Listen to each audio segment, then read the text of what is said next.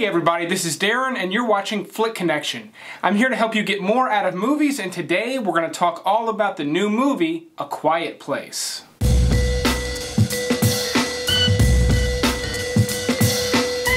Now, A Quiet Place is the latest horror movie to hit theaters. It is a big studio horror movie, and if you've been paying attention lately, big studio horror movies have pretty much sucked lately, with very, very few exceptions. A Quiet Place already appears to be one of those exceptions. Now, it's just come out today, but what I want to do is I want to give you some really interesting information about this movie that will enhance your viewing experience on the first time, so no spoilers. Then I want to give you some movie recommendations, like normal, that are great things to watch either before or after. Now, the script for A Quiet Place was actually listed in the top 10 screenplays of 2017 on the Tracking Board's hit list, which is a regular list of just the best screenplays, and they're voted on by industry professionals.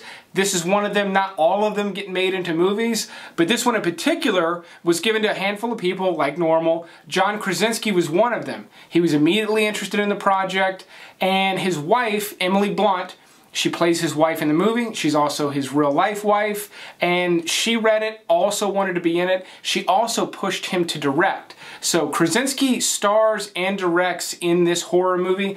It's not technically his directorial debut. He's done a couple of movies. He did a documentary, a small one. He did a couple episodes of The Office when he was on the show. And he did a movie called The Hollers that stars Charlie Day and Anna Kendrick. I cannot recommend that movie because it does not look like my cup of tea. I've never seen it, but he's got some experience behind the camera, and apparently from everything I'm hearing about this movie, he does a superb job with the genre. Obviously, it's his first stab at horror, but we've seen famous comedic actors do very well in the horror genre very, very recently. So I'm excited to see what he's doing with this one as well. That's really what's got my interest the most, aside from the fact that just the plot and the setting for this one seems so interesting. Oddly enough, there is another movie set to come out in 2018 with a extremely similar plot. It's called The Silence, and it's actually directed by the same guy that did Annabelle and most recently Wish Upon. Some mediocre horror movies, so I wouldn't get too excited about The Silence, but it sounds like the plot, the elevator pitch for both of these movies is the exact same. Getting back to Emily Blunt and Krasinski, who obviously I've already mentioned that they're married. This is actually their first time on camera together. Now, they were both separately in the Muppet movie, and that's the only time they've been in the same movie together. This is the first time they're actually acting on screen together. In the Muppet movie, they appeared in completely different scenes. So it'll be interesting to see what they do there. Apparently, this is something they've wanted to do for a while, and they've been waiting for the right project, and for whatever reason, this really interesting little horror movie is the one that they picked. Millicent Simmons plays their daughter in the movie. She is deaf in the movie. She's also deaf in real life.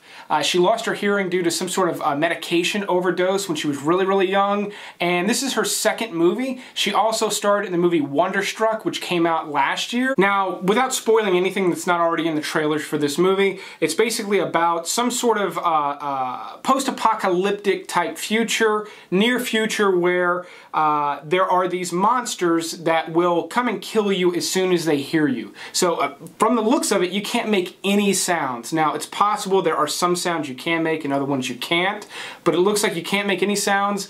The family that the movie focuses on, not only do they have to speak in sign language, but they have to walk across a path of sand everywhere they go. We see them on the trailer playing a board game, and they have to use little pieces of fabric instead of plastic pieces. So they have to be completely silent, otherwise these creatures are going to come. That setup is interesting enough. You really need to have an appreciation for how difficult it is to tell a story without telling the audience anything via dialogue. Apparently the initial script for this movie only had one line of dialogue. Now, that's what I've read, so that probably means that's changed a little bit, but probably not much. So this is going to be a mostly silent movie, and in order to keep that interesting and also convey information to the audience, the director has to do a very good job of conveying things at the right moments, conveying things to the audience at certain moments, and then conveying information to the characters within the story at maybe different moments. So pay close attention to that when you're watching this, because that's a very, very difficult thing to do when you have characters that don't speak. And with this being Krasinski's really first big movie, big-ish movie, I'm going to be curious to see how he does with it, but based on the early Rotten Tomatoes reviews, it's sounding like he knocked it out of the park.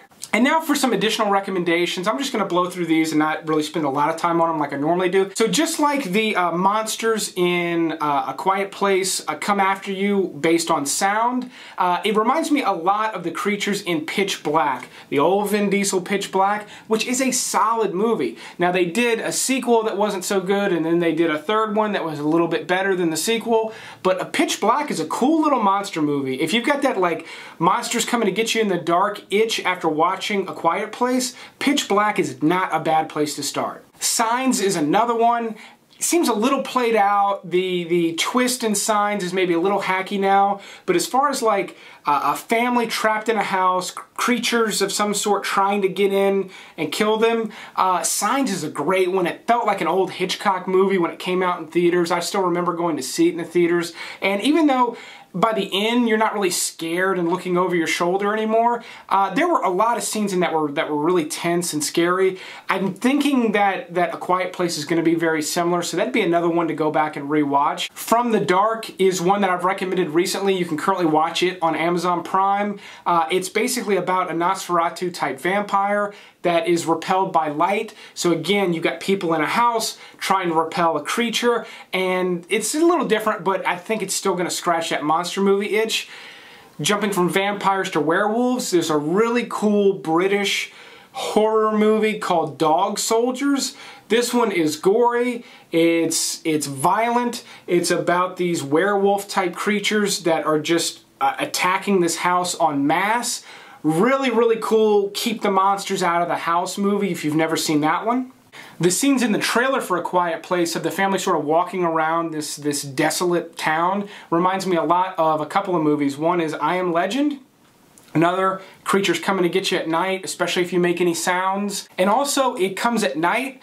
A lot of debate on this one as to whether it's good or not. I think people just got misled by that. I've talked kind of at length about that one on the channel, so I'm not going to labor it. But the trailer for A Quiet Place really reminds me of the experience I had watching It Comes at Night. A Quiet Place is going to deliver what It Comes at Night did not for most people. Don't Breathe is one you might not have thought of. It's a recent horror movie release, and when I talk about big budget studio horror movies that are crap, this is one of those ones that sort of broke the mold a little bit. It's not a masterpiece, but a lot of people loved it, and it was good. It did build tension well, and it was different. You felt like you were watching something unique. It's about some teenage kids that break into a house where a blind man lives, and they try to steal from him, and things do not go well. And the reason I say it is because they have to be very, very quiet. They're in the house with this guy that can't see, that's essentially ready to kill them if he finds them. So a lot of similarities to A Quiet Place in terms of the way tension is going to be built. I really got to put a throwback on here. The trailer's really making me feel like kind of like a Hitchcockian, Twilight Zone type of a vibe, and The Birds would be a great one to watch. Different in a lot of ways, but The Birds is also like the original keep the monsters out of the house movie. So for that reason alone, I recommend watching it. I've watched it recently. It's got a slow build-up, but any Hitchcock movie is just interesting from asshole to elbow. So watch The Birds if you've never seen it. Watch it if it's been a while since you've seen it. Tremors would be a good one. There's some cheese factor there. There's probably not going to be in A Quiet Place. But again, just a good monster movie, cult classic, good enough that they made, I don't know, what did they make, 8 of those things? 10 Cloverfield Lane. I really liked that movie.